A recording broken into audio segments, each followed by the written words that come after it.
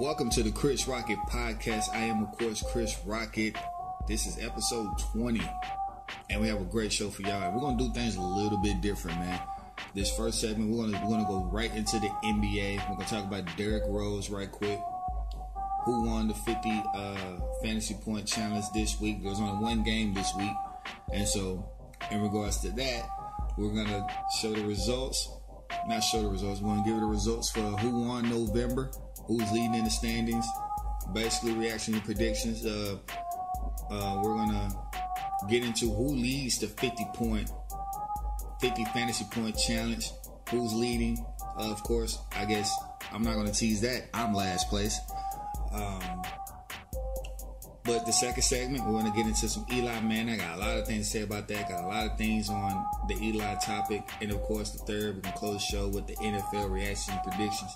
We're gonna start with Derrick Rose, man, and David Fizdale. By the way, Derrick Rose is contemplating retirement after yet another injury, and for a guy that was so explosive and so good, people forget how good he was, man. Just think of Damian Lillard with a lot more power. If you like Russell Westbrook, you would have liked Derrick Rose. Of course, it wasn't that much long ago. It was 2011 when he got the MVP. Got drafted in 2008, come out of Memphis.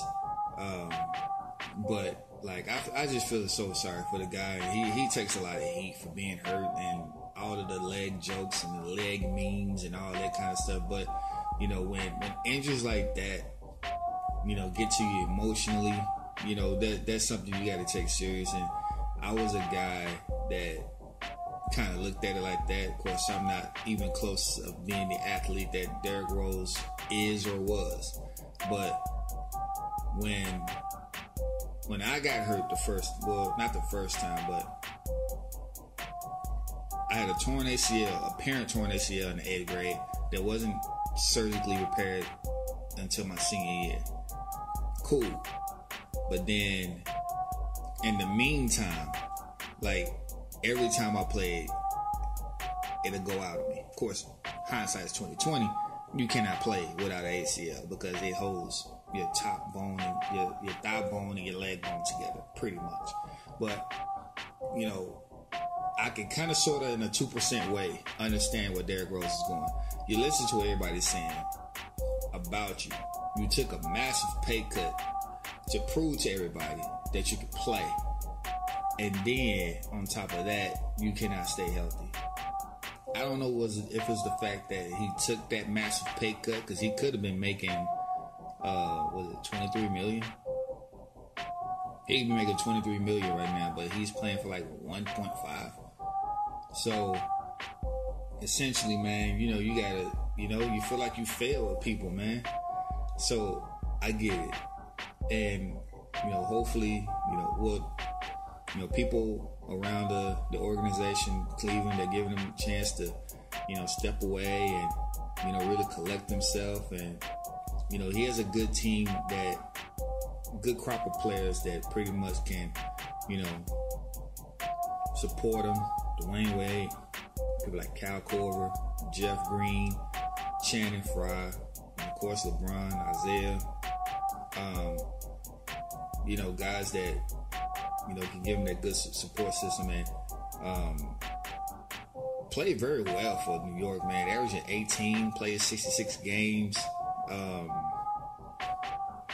I really felt like he was really, getting back to at least 80% to where he was back in 2011. But, injuries are unfortunate. He's still a relatively young guy. So, retiring right now, I guess, that'll be kind of selfish of me because I just like to see him play. But, hopefully this guy, just really step away from the game and just relax, go to a spa or something, man. Mentally, go meditate somewhere, man. I don't want him to be impulsive on retiring, because there are guys who play well in their, low to mid 30s, man. But it's just so unfortunate, and I hope for the best for Derrick Rose, man, because he's a really good player, and if he can give him 12 points per game, on this Cleveland team, man. That'll be more than enough, especially when Isaiah Thomas comes back. To the David Fizdale news, David Fizdale got fired,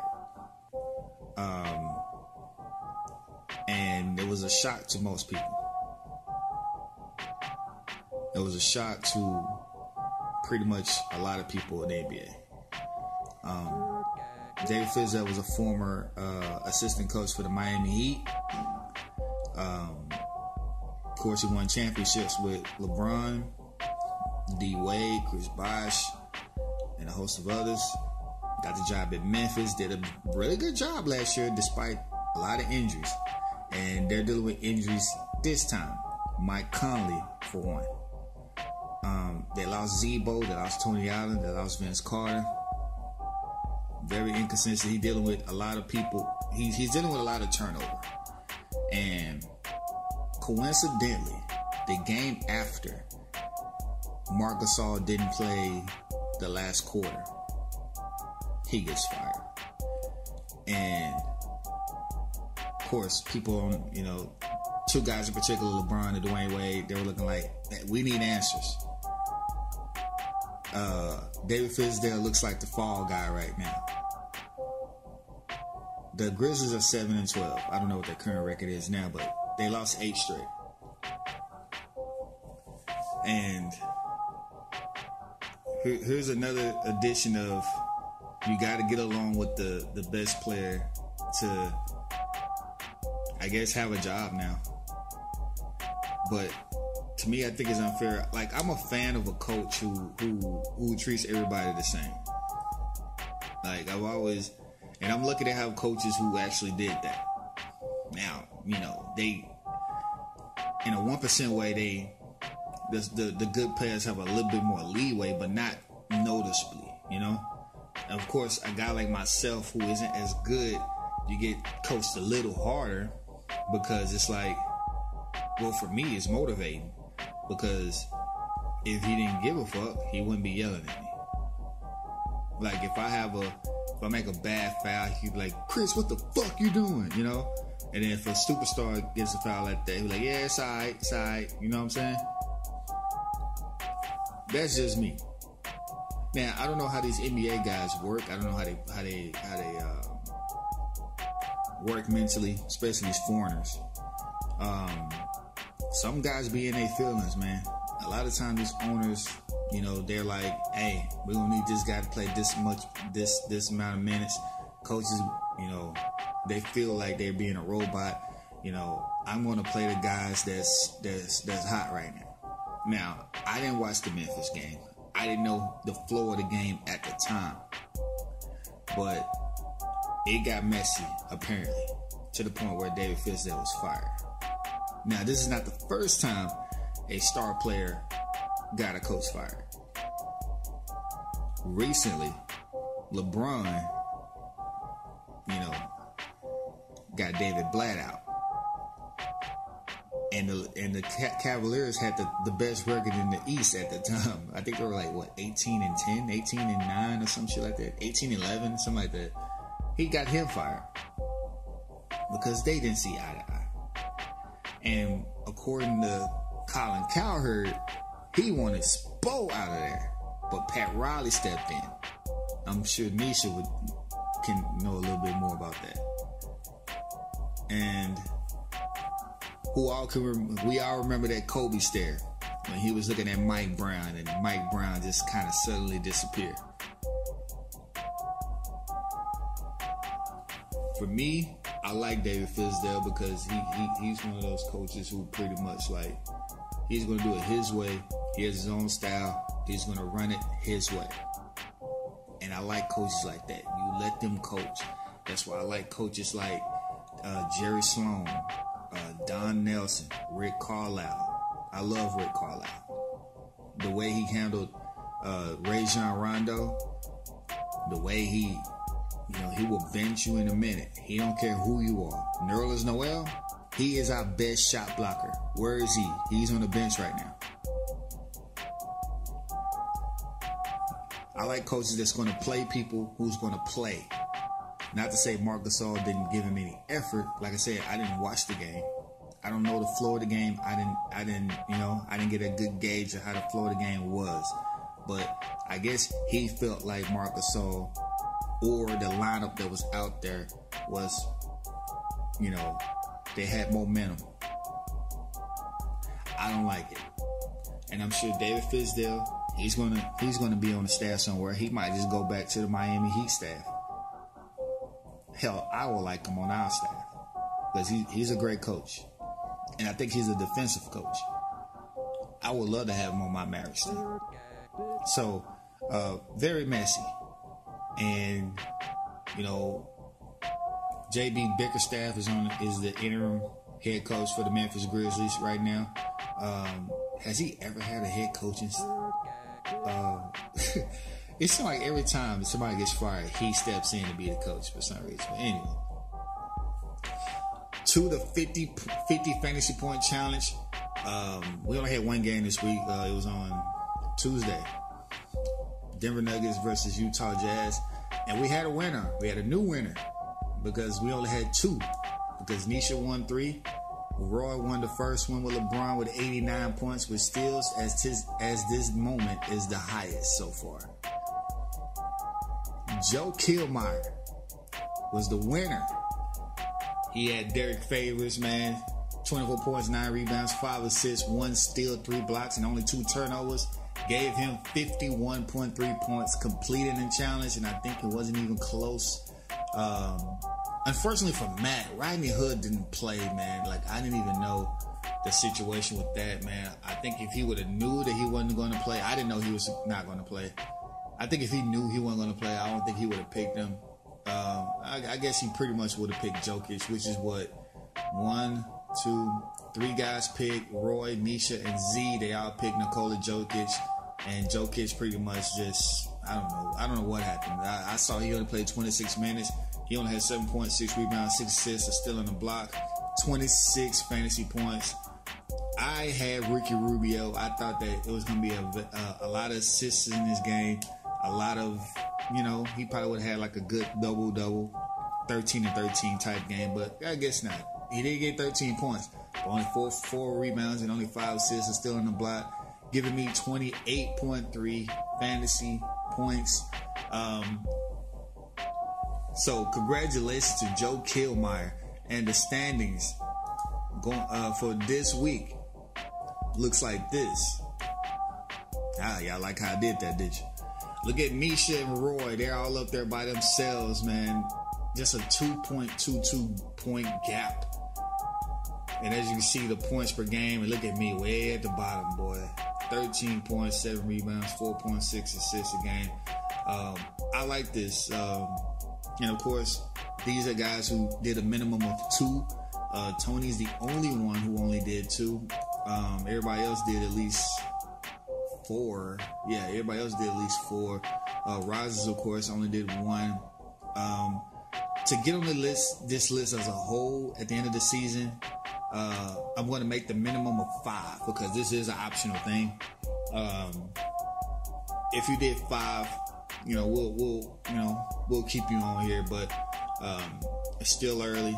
Rogers, he'll get in. He would have got in, but it wasn't a good crop of players to pick from. I don't blame him, because if he would have picked anybody, well, he could have picked Derek Favors. He would have been, he would have been the leader right now. But as you can see, the fantasy challenge wins. Nisha with 3, Roy and Kill with 1. This is a very, very good game. I didn't think it was going to, have this many participants. We got 8 participants.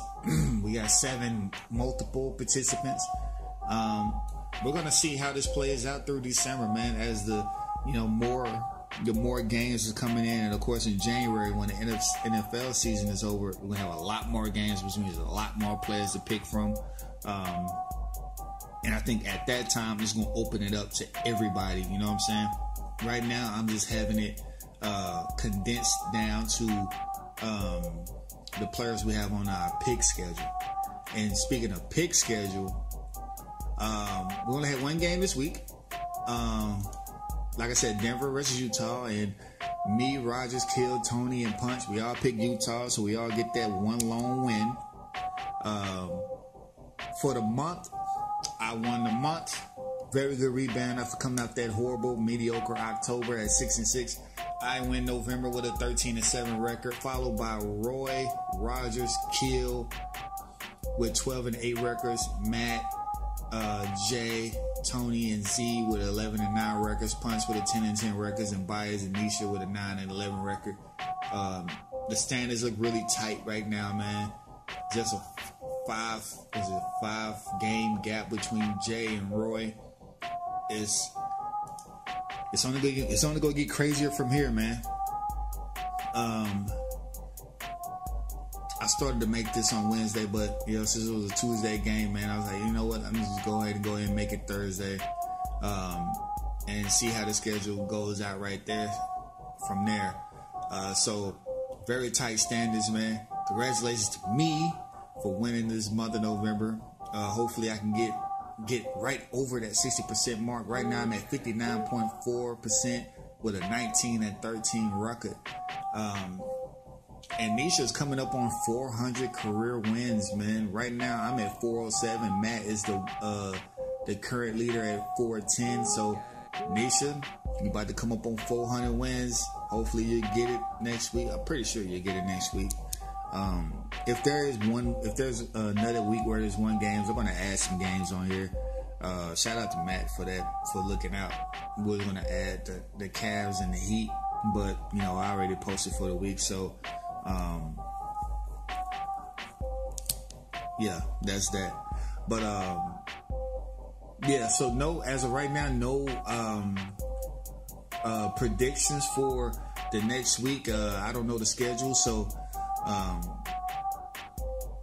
if there is another week for this, I am going to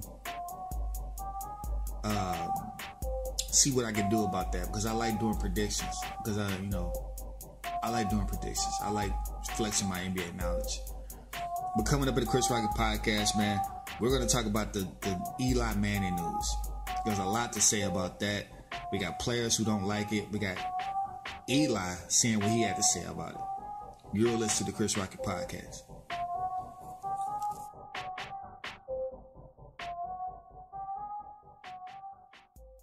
Men, face it, the male menopause is real. You're going to lose your virility someday.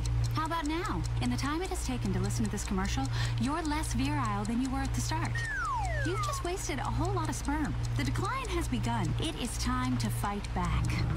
As you start to go gray, get saggy, you're being upstaged by young bucks who will seduce your women and take your fortune. They need to know you're still the alpha. They need to know you're top dog and they're still a little pup. However, staying on top isn't just about jacking yourself with testosterone until you're humping the furniture. You'll need to go big. Showtime, who's boss? Do something really impressive and tell everyone about it. Hike Kilimanjaro, dog sled across Siberia, trek across Antarctica, raft the Amazon. You need an adventure travel service that can take you to the far reaches of the earth and give you the kind of experience you can boast about back home. Show them what kind of man you really are.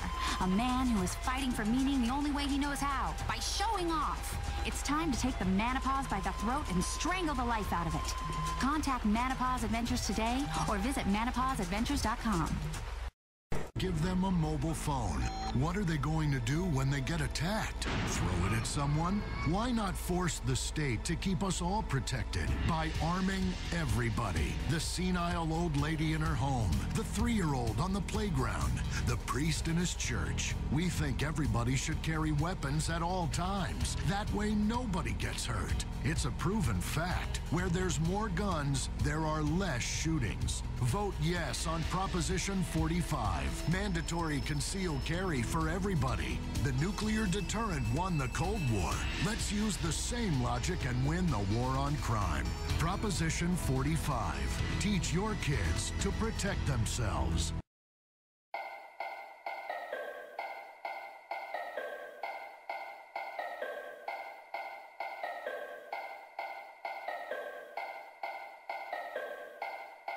I'm gonna first touch on this subject right here. And as a Cowboys fan, I really shouldn't give a shit. But as a fan of football and as a fan of watching good football and appreciating the history of football, it's something worth touching on. And we're talking about the New York Giants situation with Eli Manning. Geno Smith is going to start, which means the 210 straight start streak for Eli Manning will come to an end. Now, before I get my take, let's hear from a couple people. I'm going to play their entire spiel, if you will. We're going to start with Mike Francesca, who is a very popular sports radio host out there in New York, the highest paid sports radio personality in the U.S. I don't know if it's the world, but it's about 8 minutes, so, here's Mike Francesca.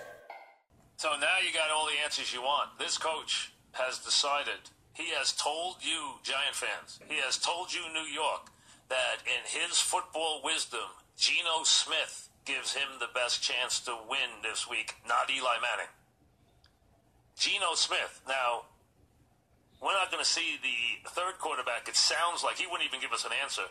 We don't even know if he's going to have Davis Webb active this week. He didn't tell us whether he would. He said Eli would be number 2 this week. So that means if Geno gets his bell run, Eli's got to come back in the game this week, because he didn't even he told you that Eli's number 2 this week. And in weeks to come, sounds like he might dress Webb and Smith, and he said Smith will play. Webb will play down the line. So what he told you was a little different than the way it was reported to us before. The way it was reported to us before was that Smith and Webb would both play this week. That is not true. What we learned this week is that he went to Eli with a plan where Eli was going to play the first half or a part of the first half. We don't know exactly the first half. And then Geno Smith was going to come in the game. But he also told you that Geno Smith gave him the best chance to win this week. Geno Smith, who we know well. Now, Geno Smith is not a running quarterback. Is he more mobile than Eli? Well, a tree is. Okay, we understand that. That is not Eli's strength. And because of the fact that Jerry Reese did such a lousy job, so he okayed this too, because now these guys whose careers are, McAdoo's career is worthless. Jerry Reese's career is built on Eli Manning. His success in those 2 games is the only reason that Jerry Reese has got a career. He doesn't have a career because of what he's drafted here. He's got a career because he won 2 Super Bowls, won by Eli Manning, who went on the road and won all those playoff games, and who won the Super Bowl MVP twice by beating the Patriots. Without that, Jerry Reese is unemployed. Without those, none of those guys walk around that room with the swagger that they have. It's built on his back. And you're going to try and tell us that you got a better chance to win any game with Geno Smith over Eli Manning? Offensive line or no offensive line? That is your answer? When you're putting out there no starting wide receivers and an offensive line that last week was embarrassing.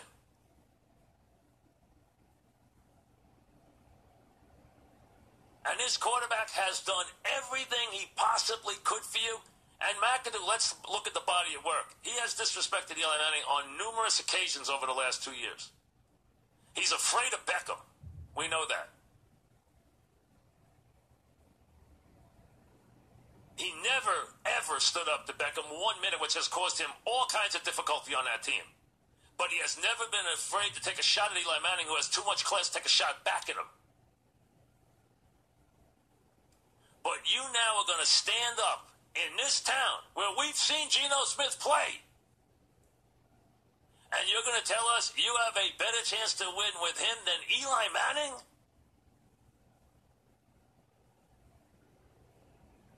Have you taken a look at Eli Manning's career? This is a desperate move by a desperate guy who is clinging. And the fact that John Mara has not separated himself from this fool is hard to believe. And then he tries to tell you that we'll be okay if we try to bring Eli back next year. First of all, if I'm active, I'm going to be talking about next year.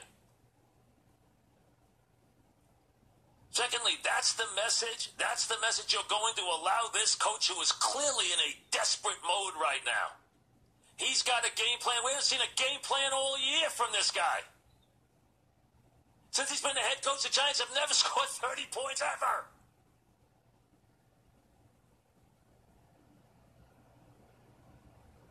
We haven't seen anything except I got to go look at the tape from this guy all year.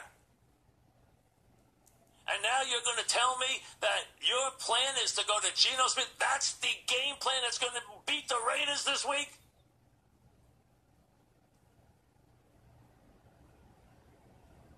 You got to be kidding me. You can't run this clown out of town fast enough. The worst thing ever happened is Eli Manning had to be associated with you as head coach. With the career he's had here. Maybe on your way out you can take a look at Eli's rings. That's the closest you're ever going to get to one, too. With actions like this, you're going to try and tell us that Geno Smith is the answer? That's the problem with this team now, is the quarterback after what we've watched this year. You're playing guys who drop every ball in sight. You haven't disciplined a damn player all year, and you're going to blame this now on your quarterback? At 2-9? What a gutless move.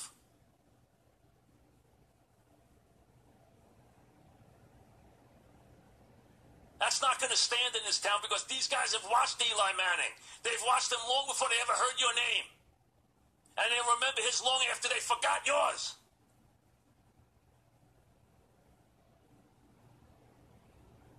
You're going to turn around at 2-9 and blame this now on Eli Manning?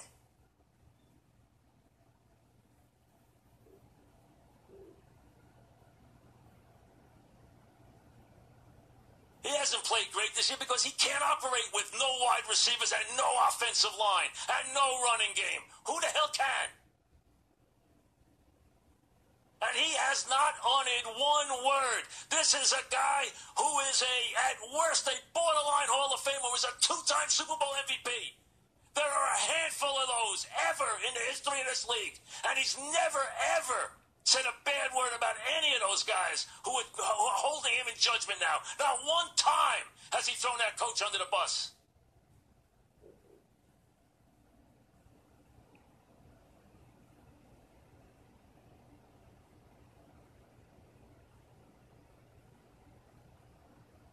You got to be kidding me.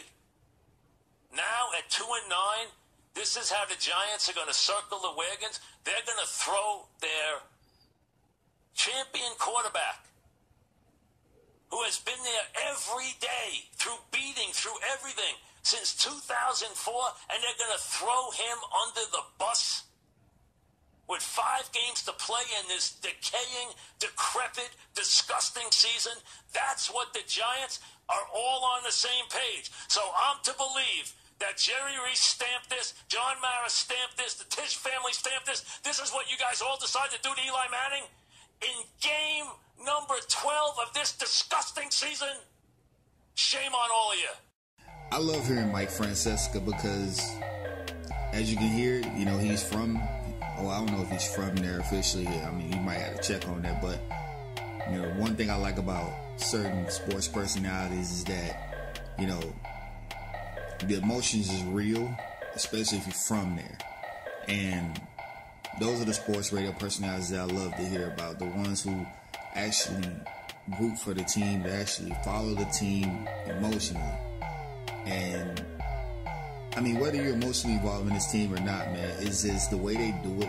It just wasn't clean. It wasn't, you know, it wasn't clean. In the words of Funk Flex. Next up, we're gonna have Deion Sanders' take on this. It's a little bit shorter, but here's Deion. You guys pulled me off a practice field when I'm fighting for a state championship. For this, McAdoo benches NFL royalty. Eli Manning, the Mannings.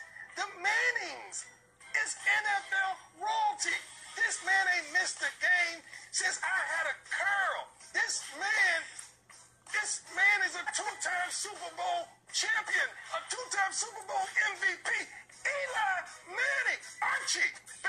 need you to get your LeVar Ball on. I need you to go out there and make something happen. You know, the way you made something happen for Eli to get to New York, get Eli out of there. Y'all thought I was crazy when I was trying to get Eli to Jacksonville, when I was trying to get Eli to Denver. You thought I was crazy. Well, it ain't crazy.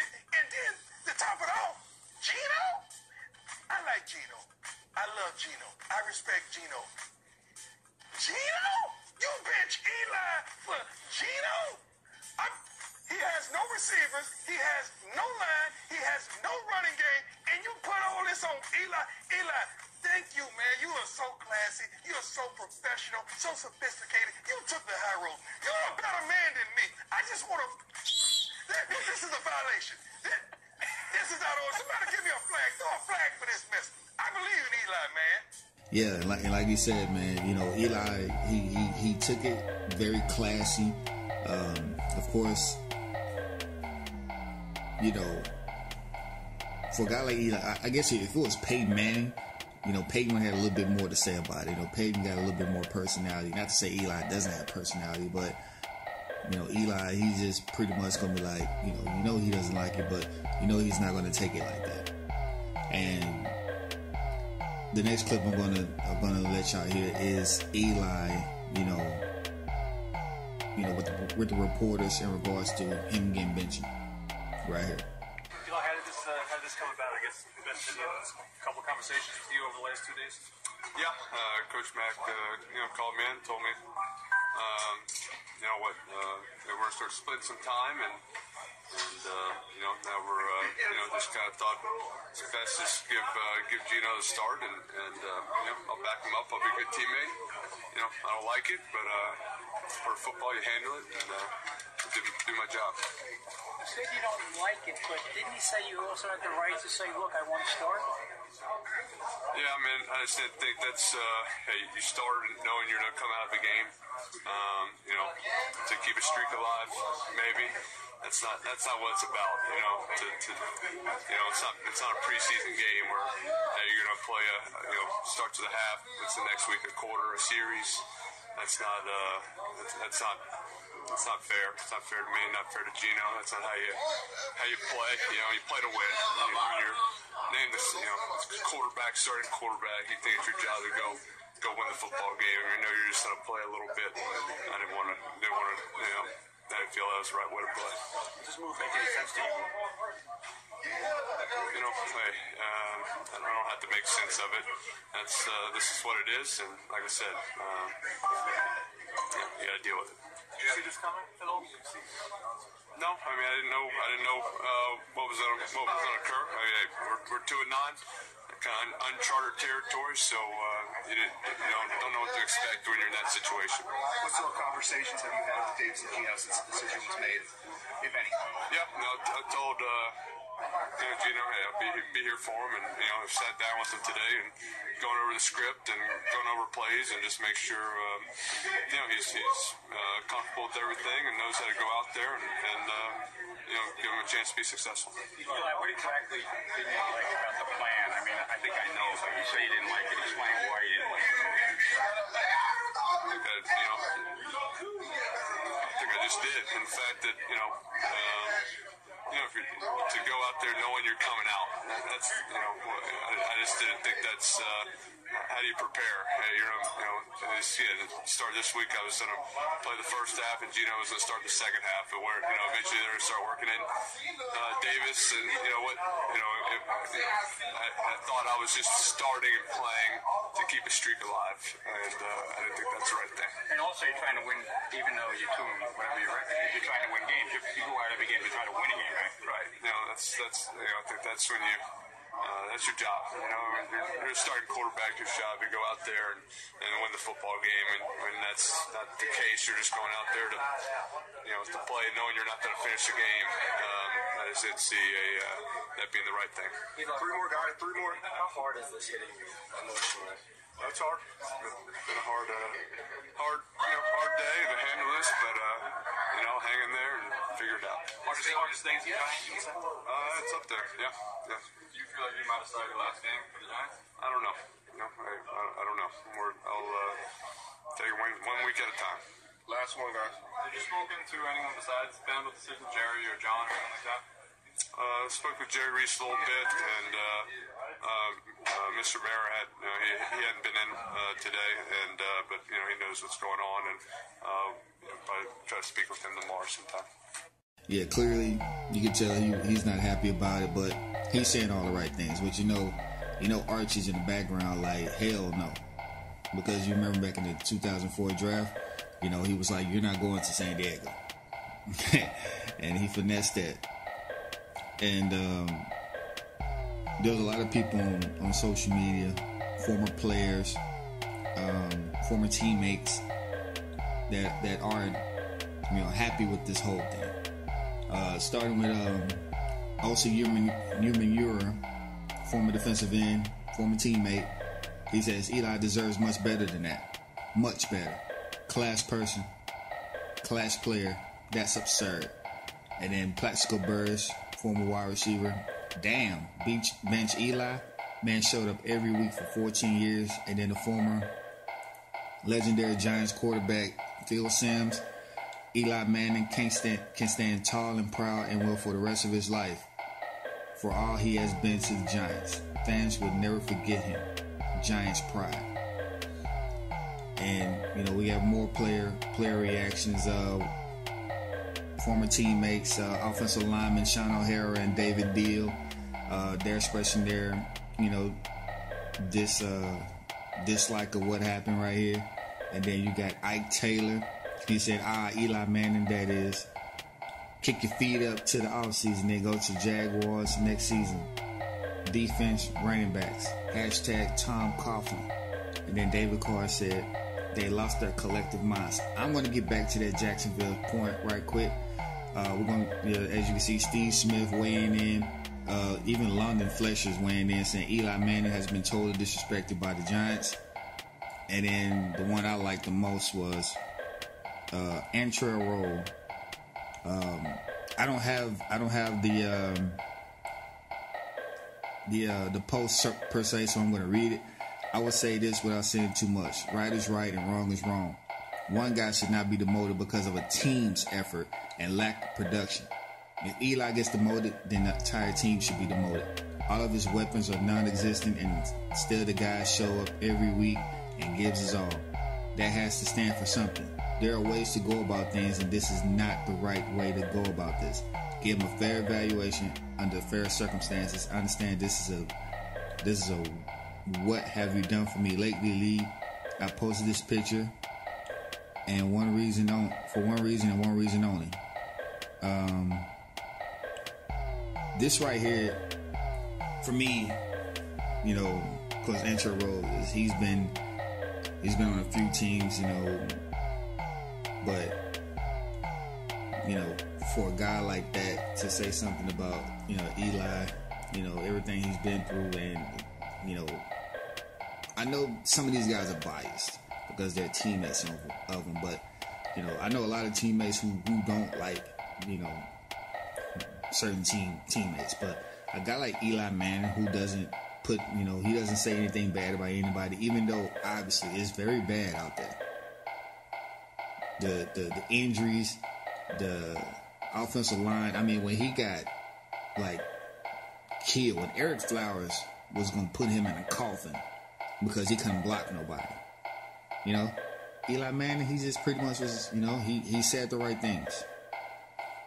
Never been a time where, I felt, even as a Cowboys fan, that he threw people under the bus. Even though he had a lot of personalities over the years around him on that offense. People like Brandon Jacobs, Plaxico Burress, even Odell Beckham. Eli Manning somehow, some way was able to,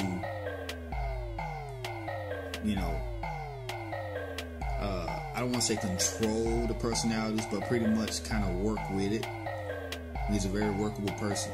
And to see him treated like this, like I said, even as a Cowboys fan, I know I'm going to miss the free 3 interceptions, the clock mismanagement, but, as a football fan, there's a way to do things. And there's a way to, especially treating people who actually gave you a Super Bowl ring. And, just had to express my disbelief on this, even though I could care less about the Giants. But as a football fan, there's a right way to do things, just like Antrell said. Right is right and wrong is wrong. I just think the shit is unfortunate. And back to what Ike Taylor was saying about the Jacksonville Jaguars. Now, for the Giants, and I posted this on Facebook, their season was over a long time ago. Virtually your season was over when Odell Beckham and Brandon Marshall and Sterling Shepard wasn't coming back. Your running game isn't going to get better, especially given the fact you lost your receivers. So, when the trade deadline came around, I'm pretty sure you were listening to offers, but given how your team is going, and I don't care what you say, Ben McAdoo, in my opinion, I haven't heard this from anybody, this is just my gut feeling. Ben McAdoo wanted to get rid of Eli Manning because he wants to bring in his guy. He's going to want to bring in this guy. That's why he drafted Davis Webb. Not because Eli's getting up there in age. He wants to get rid. He wants to put in his own people. Knowing that, at the trade deadline, you do what you got to do.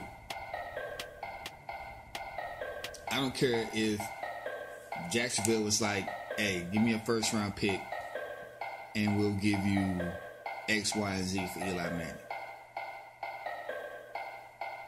So, like, no matter what you get, and, you know, the NFL is different from the NBA, you know.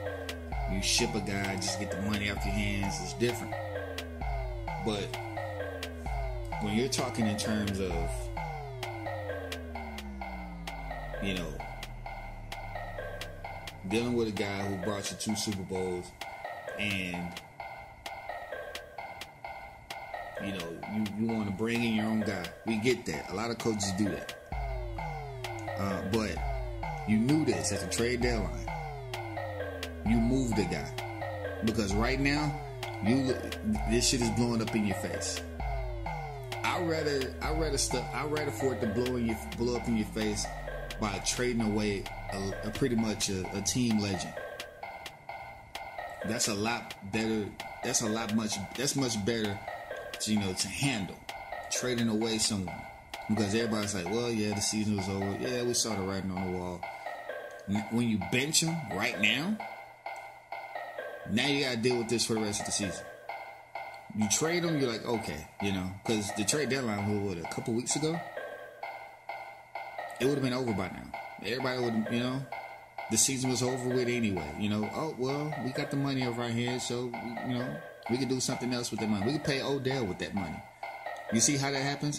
Now, you're pretty much stuck with him. Now I think Eli makes, what, $21 million next year? $20 million? Now they're going to be like, okay, well, since you bench him, okay, what are we going to do about this money? Now teams are going to wait for you to cut him. Now you're stuck with that money. Instead of just getting rid of him for basically a bag of hot Cheetos. We just want to get rid of, we just want to wipe our hands clean with this. People, yeah, they're still going to give you the same kind of flack they is now, but it's a much more better thing to handle, because everybody's like, okay, yeah, we saw this coming. But don't sit here and say, well, Geno Smith gives us the best chance to win. No, he does not. And this is no disrespect to Geno Smith. Don't say this gives us the best chance to win. Just say we're just looking at the future. They're afraid to say that, because then that insinuates that Eli Manning isn't coming back, and that's not what they're not going to say. I'm going to continue to follow this right here, because, you know, it's very messy out there, and this, I love New York when it's like this, because it creates for, you know, good talking points. On my show, I don't like drama. I like good debates. I like good topics. I don't like drama. But this right here, this was pretty much wrong. Coming up in the Chris Rocket podcast, we're going to look at week 12 reactions, week 13 predictions. You'll listen to the Chris Rocket podcast. Don't miss the next episode of Serious Cougar. Eunice goes on a bender with a pool boy and breaks her hip. If women in their 20s don't know their ass from their elbow, and women in their 50s know what they like, imagine being with an experienced, pleasure-loving octogenarian wrestling with dementia and horniness. The show that hits below the belt, just like her breasts. Serious Cougar, Wednesday nights at 9 on Weasel. In the sea, there are big fish and there are little fish. The same is true on land. But which are you? Isn't it time to define yourself? At Shark, we have different Shark credit cards based on your level of insecurity. Let your credit card color define you. Go on a shopping spree with a red Shark card. The great white Shark is a beast of a card. Everyone in the restaurant will see it and know you are the ultimate predator. Tiger Shark is for the flamboyant spender. The Bull Shark for the violent, aggressive predator who hunts in all kinds of environments. Or there's the charitable basking shark, the card for the slow-moving liberal with no teeth. Shark for the apex predator.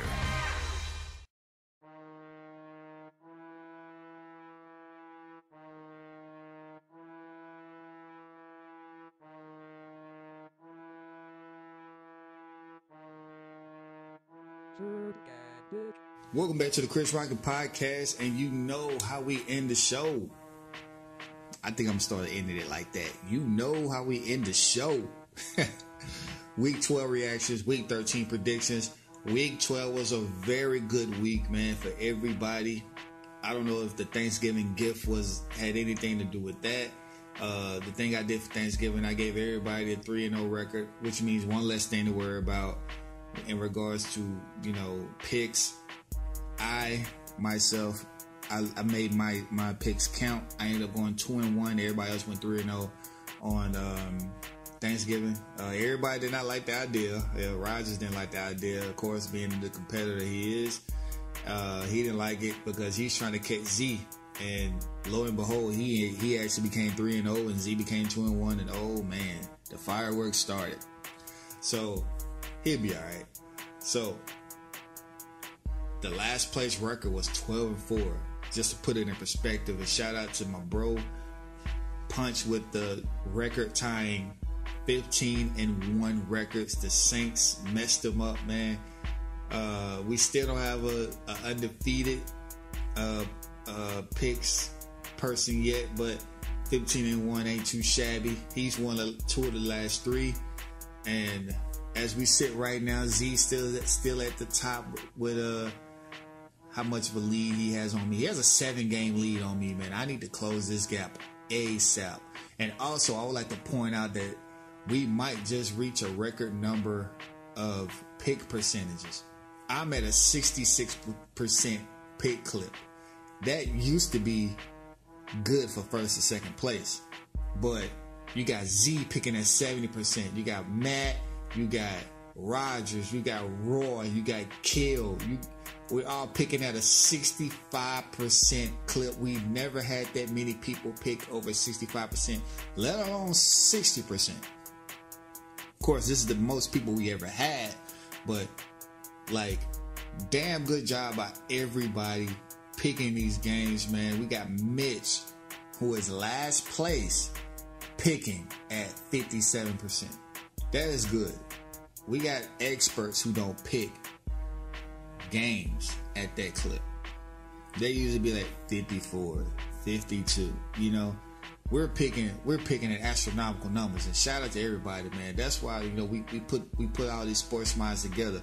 I don't mean it because we're friends and we know each other and we're related. No, man. We know our shit, man. So shout out to everybody who's making these picks. Of course, I won an NFL picks championship. I got an NBA championship, so I want an NFL picks championship, and then I can be like, I'm good. So the predictions for this week, starting with the Thursday night game, we got the NFC East rivals, the Washington Redskins versus my Dallas Cowboys. I picked the Dallas Cowboys because when it comes to rivalry games, weird shit happens. And I feel like Alfred Morris, he is going to stick it to Dan Snyder. I don't know. That's just my gut feeling. And this will be the game where I could see I could get the temperature on Dak Prescott, because after 3 games, people are looking at you. The first game they were like, injuries. Second game, we're gonna give him a chance. Third game, you get Tyron back, and you had a decent running game. You still look like shit. Now this 4th game, you look like shit now. Now they're gonna say that's what you are. Everybody's already saying, you're hiding behind Zeke, which is true. I admitted that. But now, there's no way you play like shit against the Washington Redskins. So I picked the Dallas Cowboys in this game. Matt is the only one so far to pick the Dallas Cowboys. I'm pretty sure everybody else is going to pick Washington, which is a safe pick because Kirk Cousins is the 2nd leading passer in the NFL. And then Josh Norman, he usually played well against Dez Bryant. So I don't expect much production from there. And if he forces anything to Dez Bryant, we're gonna lose in a blowout, because that's stupid. And I felt like that's what he's been doing. He's been forcing a lot of balls. And you know what? I'm digressing. Moving on. Minnesota at Atlanta. I'm going to get Minnesota. They're hot right now. Adam Thielen is balling. Of course, the Falcons have a very good crop of cornerbacks with Trufant and others, but the Falcons are flexing their the Vikings are flexing their muscle right now, man. The defense, Julio might just go off, but if you can just I guess you can't just only let Julio go off. I just feel like this is going to be a defensive game for the most part, and I think a strip sack fumble here and there by the Vikings is going to be put them over the edge. I just feel like Minnesota, they have a lot more on that offense.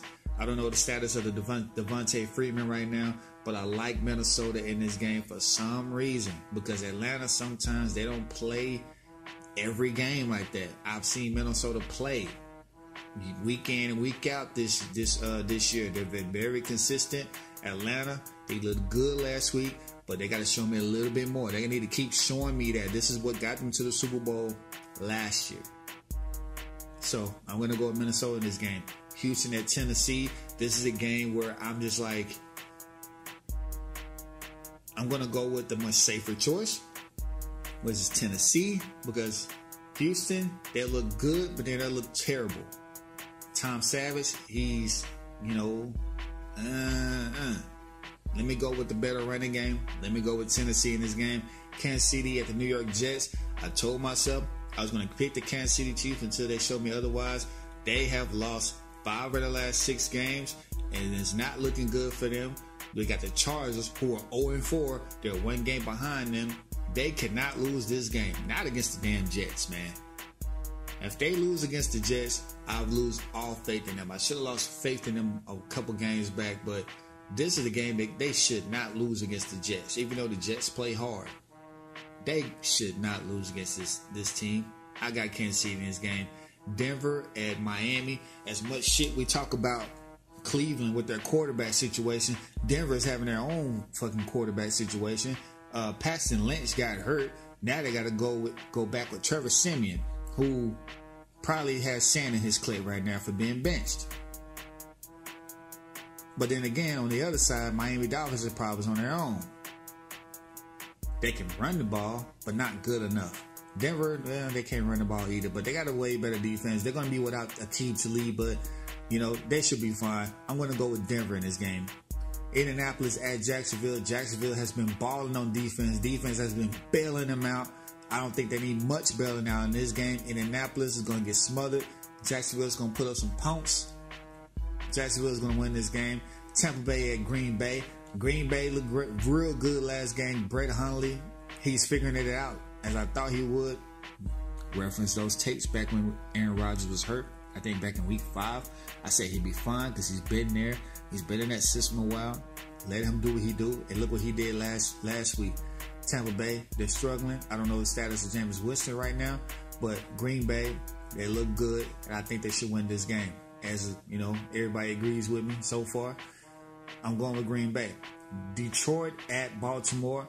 Baltimore needs to show me one more good game like they did last week. Joe Flacco. I still feel like that team needs a bona fide possession receiver because they have the deep threats. You cannot turn a deep threat into the possession receiver. It just doesn't happen like that. It never happens like that. Ask the Rams with Tavon Austin. They're trying to turn that guy into I guess to them, they're like, we're just trying to put the ball in his hands. No, you're not. You cannot turn a deep threat into the possession receiver. Until the Baltimore Ravens get a possession receiver, their passing game will look like shit.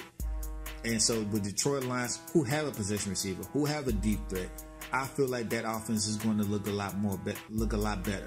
Detroit's going to win this game. New England at Buffalo. This is an AFC East matchup. I'm going to go with New England because no Kelvin Benjamin, no problem. Marcel Davis is on their defensive line, so they're going to run on their team all day. New England's going to win this game. San Francisco at Chicago. Jimmy G is going to start for San Francisco. Chicago, they're still finding themselves. They might be in the race to get their first pick of the draft next year. I'm going to go with San Francisco. On to the late afternoon games. We got the Cleveland Browns versus the San Diego Chargers. Is this even a debate? We're going to go with the Red Hot Chargers right now, who have won 4 of their last 6 games. Kill thinks the Brownies are going to win. Yeah. Good job, Kill. All right, the Giants versus the Raiders. This is a much easier game, but not as bad as you think, because the Raiders might not be with Amari Cooper, and of course Crabtree's been suspended. This might be a closer game as you think. If Geno doesn't shit himself in this game, the Giants might win, but I got Oakland in this game. On to the NFC South matchup between the Carolina Panthers and the New Orleans Saints. Man, this was a very close decision for me. I got Carolina in this game because I feel like a defensive player is going to win the game for them. Even though New Orleans is very explosive on offense with that tandem at running back with Kamara and Mark Ingram, I just feel like in this game a defensive play is going to come in and win the game. And I think Carolina has a much better defense. I don't know the status of Marshawn Lattimore as of now. I don't think it really matters. I pick Carolina in this game. The Rams at the Cardinals. The Rams are red hot right now. Cardinals still finding themselves. The Rams is going to score all sorts of points in this game. I got the Rams.